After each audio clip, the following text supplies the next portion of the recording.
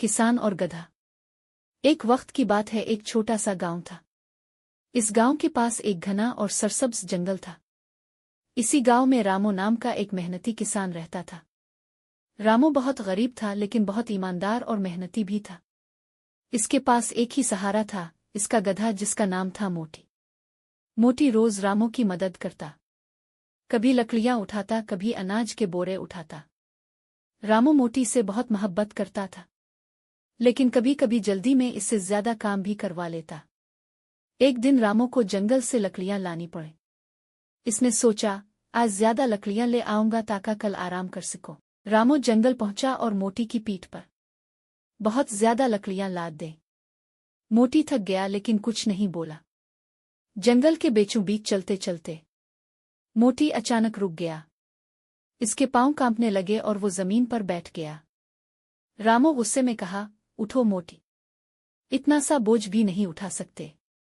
तब करीब के दरख्त के पीछे से एक बूढ़ा कछुआ आहिस्ता आहिस्ता निकला और बोला, किसान भाई, जरा सोचो, क्या आप खुद इतना बोझ उठा सकते हो? रामू चुप हो गया। इसने पहली बार गौर से देखा। मोटी की आंखों में थकन और दर्द साफ दिखाई दे रहा था। इसी वक्त जंगल में तेज हवा चलने लगी।